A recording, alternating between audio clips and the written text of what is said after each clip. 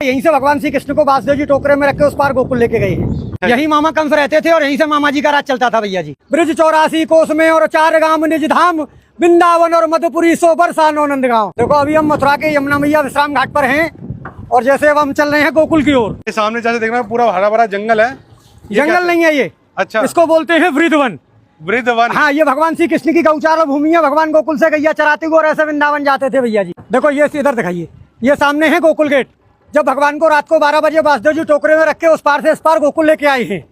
इत मथुरा इत गोकुल नगरी, बीच बहते हैं यमुना गहरी, तो भगवान को यहीं से लेके आए हैं। तो भैया जिस तरीके से मथुरा आज से मतलब 100 साल पहले रहा होगा, आज भी वैसे नहीं, 100 साल नहीं।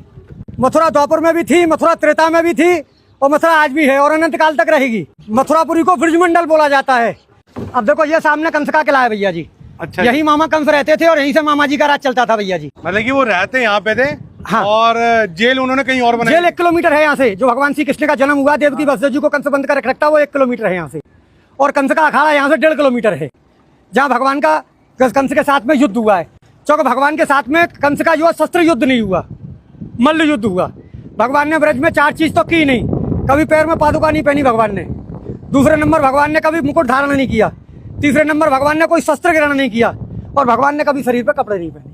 भगवान कृष्ण ने? हाँ, भगवान यशोदा मैया ने काली कमरिया दी थी, भगवान उसी को ओढ़ के रहते। और जैसे पीछे देखना, इनके बारे में बताइए क्या? देखो ये रानी घाट है, जहाँ कंस की रानी स्नान करती थी भैया जी। अच्छा, कंस की रानी। हाँ, उसके बराबर में ये वासुदेव घाट है। ऊपर सामने वासुदेव गेट है। यहीं से भगवान श्री कृष्ण को वासुदेव जी टोकरे में रख के उस पार गोकुल लेके गए हैं। अच्छा, सामने मैंने अब आपको बताया गोकुल गेट जी। ये सामने भैया जी स्वामी घाट है। स्वामी घाट? हाँ, स्वामी घाट बोलते हैं इसको।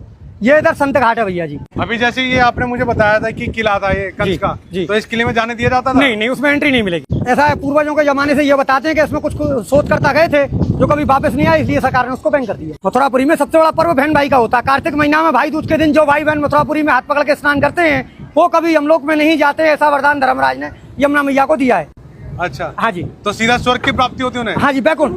और जैसे देखने में पुराना काशी जैसा लगता है। हाँ जी। जैसे बनारस भी गया हूँ। हाँ जी। तो मुझे देखने में ऐसा लग रहा है, तो बनारस से कुछ। अब देखो ये गुदरिया घाट है भैया जी। ये इधर द्वारकानाथ घाट है सामने, ये द्वारकाधीश की हवेली है। अच्छा, हाँ जी। तो जैसे मैं पूछूं कि बनारस के जैसा लगता है, बनारस की कुछ मान्यता है यहाँ पे? नहीं, बनारस की तो जितने भी तीर्थ हैं 4 महीने सब ब्रज में निवास करते हैं भैया जी। सावन भादों क्वार कार्तिक। जैसे लोग कहते हैं देव सो गए, तो देवता कभी सोते नहीं भैया जी। उनकी सबकी ड्यूटी ब्रज में लगती है। जब नंद बाबा 80 बरस के हो गए तो नंद बाबा ने कहा कि लाला मेरी हार्दिक इच्छा है कि मैं 4 धाम की यात्रा करूं।